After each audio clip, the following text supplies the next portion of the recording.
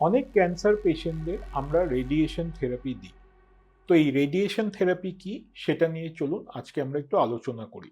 Radiation therapy হলো high energy এক্সরেজ, যেটা আমরা একটা মেশিনের মাধ্যমে দিই। কেন দিই?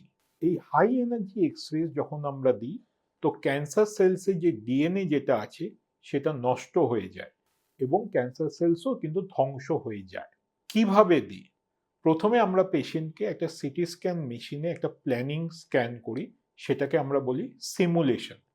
এটাই আমরা ডিসাইড করি যে কোন জায়গায় রেডিয়েশন থেরাপি দিতে হবে, এবং এটাও আমরা খেয়াল রাখি যে পারিপার্শ্বিক যে অন্যান্য ঠিকঠাক অর্গ্যানগুলো রয়েছে সেখানে যাতে রেডিয়েশনের প্রভাব কম পড়ে।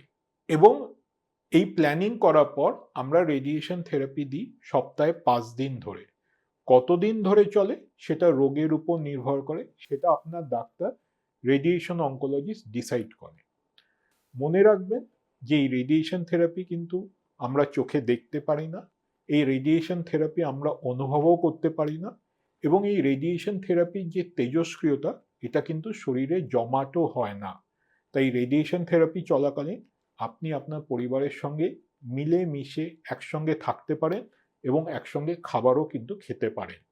তাই আপনার ডাক্তার যদি আপনাকে রেডিয়েশন থেরাপি নিতে বলে, সেটা কিন্তু উনি আপনার ভালোর জন্যই বলেছেন। ভালো থাকুন, সুস্থ থাকুন।